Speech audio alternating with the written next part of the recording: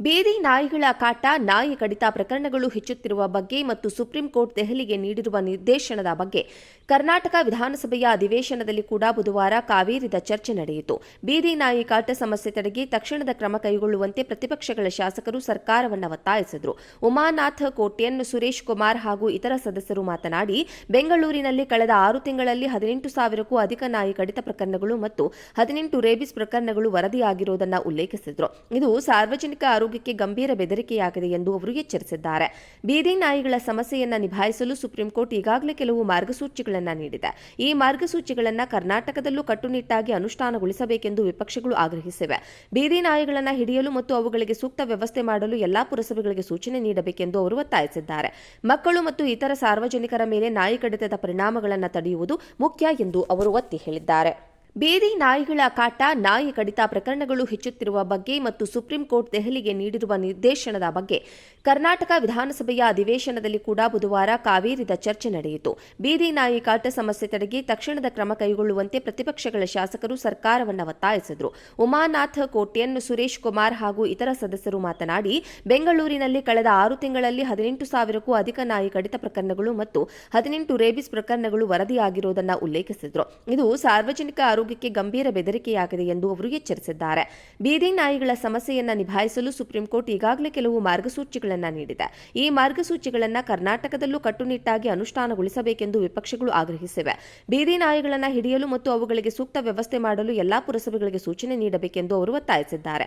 ಮಕ್ಕಳು ಮತ್ತು ಇತರ ಸಾರ್ವಜನಿಕರ ಮೇಲೆ ನಾಯಿ ಕಡಿತದ ಪರಿಣಾಮಗಳನ್ನು ತಡೆಯುವುದು ಮುಖ್ಯ ಎಂದು ಅವರು ಒತ್ತಿ ಹೇಳಿದ್ದಾರೆ.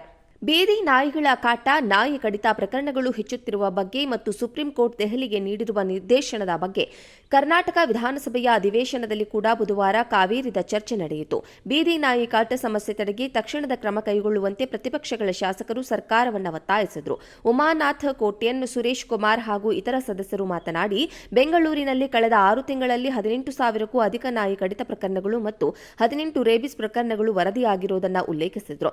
ಇದು ಸಾರ್ವಜನಿಕ ಆರೋಗ್ಯಕ್ಕೆ ಗಂಭೀರ ಬೆದರಿಕೆಯಾಗಿದೆ ಎಂದು ಅವರು ಎಚ್ಚರಿಸಿದ್ದಾರೆ. ಬೀದಿ ನಾಯಿಗಳ ಸಮಸ್ಯೆಯನ್ನು ನಿಭಾಯಿಸಲು ಸುಪ್ರೀಂ ಕೋರ್ಟ್ ಈಗಾಗಲೇ ಕೆಲವು ಮಾರ್ಗಸೂಚಿಗಳನ್ನು ನೀಡಿದೆ. ಈ ಮಾರ್ಗಸೂಚಿಗಳನ್ನು ಕರ್ನಾಟಕದಲ್ಲೂ ಕಟ್ಟುನಿಟ್ಟಾಗಿ ಅನುಷ್ಠಾನಗೊಳಿಸಬೇಕೆಂದು ವಿಪಕ್ಷಗಳು ಆಗ್ರಹಿಸಿವೆ. ಬೀದಿ ನಾಯಿಗಳನ್ನು ಹಿಡಿಯಲು ಮತ್ತು ಅವುಗಳಿಗೆ ಸೂಕ್ತ ವ್ಯವಸ್ಥೆ ಮಾಡಲು ಎಲ್ಲಾ ಪುರಸಭೆಗಳಿಗೆ ಸೂಚನೆ ನೀಡಬೇಕೆಂದು ಅವರು ಒತ್ತಾಯಿಸಿದ್ದಾರೆ. ಮಕ್ಕಳು ಮತ್ತು ಇತರ ಸಾರ್ವಜನಿಕರ ಮೇಲೆ ನಾಯಿ ಕಡಿತದ ಪರಿಣಾಮಗಳನ್ನು ತಡೆಯುವುದು ಮುಖ್ಯ ಎಂದು ಅವರು ಒತ್ತಿ ಹೇಳಿದ್ದಾರೆ. ಬೀದಿ ನಾಯಿಗಳ ಕಾಟ, ನಾಯಿ ಕಡಿತ ಪ್ರಕರಣಗಳು ಹೆಚ್ಚುತ್ತಿರುವ ಬಗ್ಗೆ ಮತ್ತು ಸುಪ್ರೀಂ ಕೋರ್ಟ್ ದೆಹಲಿಗೆ ನೀಡಿರುವ ನಿರ್ದೇಶನದ ಬಗ್ಗೆ ಕರ್ನಾಟಕ ವಿಧಾನಸಭೆಯ ಅಧಿವೇಶನದಲ್ಲಿ ಕೂಡ ಬುಧವಾರ ಕಾವೇರಿದ ಚರ್ಚೆ ನಡೆಯಿತು. ಬೀದಿ ನಾಯಿ ಕಾಟ ಸಮಸ್ಯೆ ತಡೆಗೆ ತಕ್ಷಣದ ಕ್ರಮ ಕೈಗೊಳ್ಳುವಂತೆ ಪ್ರತಿಪಕ್ಷಗಳ ಶಾಸಕರು ಸರ್ಕಾರವನ್ನು ಒತ್ತಾಯಿಸಿದರು. ಉಮಾನಾಥ್ ಕೋಟ್ಯನ್, ಸುರೇಶ್ ಕುಮಾರ್ ಹಾಗೂ ಇತರ ಸದಸ್ಯರು ಮಾತನಾಡಿ, ಬೆಂಗಳೂರಿನಲ್ಲಿ ಕಳೆದ 6 ತಿಂಗಳಲ್ಲಿ 18,000ಕ್ಕೂ ಅಧಿಕ ನಾಯಿ ಕಡಿತ ಪ್ರಕರಣಗಳು ಮತ್ತು 18 ರೇಬಿಸ್ ಪ್ರಕರಣಗಳು ವರದಿಯಾಗಿರುವುದನ್ನು ಉಲ್ಲೇಖಿಸಿದರು. ಇದು ಸಾರ್ವಜನಿಕ ಆರೋಗ್ಯಕ್ಕೆ ಗಂಭೀರ ಬೆದರಿಕೆಯಾಗಿದೆ ಎಂದು ಅವರು ಎಚ್ಚರಿಸಿದ್ದಾರೆ. ಬೀದಿ ನಾಯಿಗಳ ಸಮಸ್ಯೆಯನ್ನು ನಿಭಾಯಿಸಲು ಸುಪ್ರೀಂ ಕೋರ್ಟ್ ಈಗಾಗಲೇ ಕೆಲವು ಮಾರ್ಗಸೂಚಿಗಳನ್ನು ನೀಡಿದೆ. ಈ ಮಾರ್ಗಸೂಚಿಗಳನ್ನು ಕರ್ನಾಟಕದಲ್ಲೂ ಕಟ್ಟುನಿಟ್ಟಾಗಿ ಅನುಷ್ಠಾನಗೊಳಿಸಬೇಕೆಂದು ವಿಪಕ್ಷಗಳು ಆಗ್ರಹಿಸಿವೆ.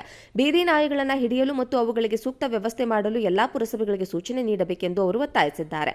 ಮಕ್ಕಳು ಮತ್ತು ಇತರ ಸಾರ್ವಜನಿಕರ ಮೇಲೆ ನಾಯಿ ಕಡಿತದ ಪರಿಣಾಮಗಳನ್ನು ತಡೆಯುವುದು ಮುಖ್ಯ ಎಂದು